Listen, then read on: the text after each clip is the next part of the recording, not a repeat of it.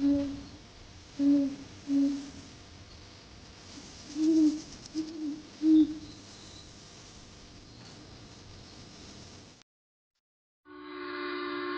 کی تاریکی گہری ہو چکی تھی۔ ایک سنسان اور سناٹے میں ڈوبی ہوئی ریل گاڑی جو دھند میں لپٹی پٹڑیوں پر دھیرے دھیرے آگے بڑھ رہی تھی۔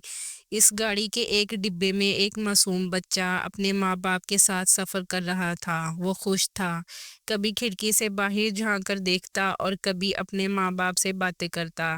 لیکن جیسے جیسے رات گہری ہوتی جا رہی تھی، ویسے ویسے فضا میں ایک عجیب سا خوف پھیلنے لگا۔ ماں کی آنکھیں نیند سے بوجھل ہو چکی تھی، باپ بھی اونگنے لگا تھا، مگر بچہ جاگ رہا تھا۔ اچانک اسے کھڑکی کے پار کسی کے چلنے کی آواز سنائی دی، حالانکہ ٹرین پوری رفتار سے دوڑ رہی تھی۔ پہلے تو اس نے سوچا کہ یہ اس کا وہم ہوگا، مگر جب اس نے دوبارہ غور کیا تو سائے کی ایک جھلک نظر آئی، ایک دھندلی سی شکل جو تیزی سے چلتی ہوئی ٹرین کے ساتھ ساتھ دوڑ رہی تھی۔ بچے کا دل زور زور سے دھڑکنے لگا۔ اس نے اپنی ماں کو جگانے کی کوشش کی، مگر ماں نے نیند میں بڑبڑا کر کہا پیار سے، سو جا بیٹا، کچھ نہیں ہے، ابھی منزل دور ہے۔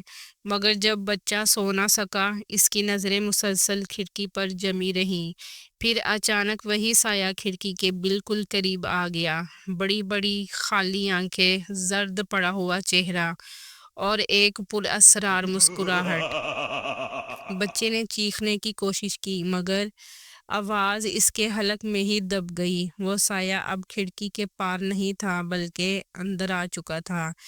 ریل گاڑی کی گھنٹی بجی، ایک جھٹکے سے ٹرین کسی ویران اسٹیشن پر رک گئی۔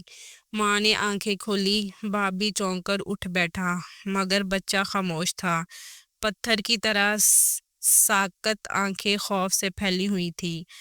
بیٹا، ماں نے اسے جھنجھوڑا، مگر بچہ کوئی جواب نہ دے سکا۔ اس کی آنکھیں کھڑکی کی طرف جمی ہوئی تھی، جیسے وہ کسی چیز کو دیکھ رہا ہو، کسی ایسی چیز کو جو کسی اور کو نظر نہیں آ رہی تھی۔ اس رات کے بعد وہ بچہ پہلے جیسا نہیں رہا۔ وہ کچھ بولتا نہیں تھا، بس کبھی کبھار کھڑکی کی طرف دیکھ کر سرگوشی میں کچھ کہتا، جیسے کوئی اس سے بات کر رہا ہو، مگر وہاں کوئی نہیں تھا۔ یہ چھلاوے کی رات تھی، جس نے سب کچھ بدل کر رکھ دیا تھا۔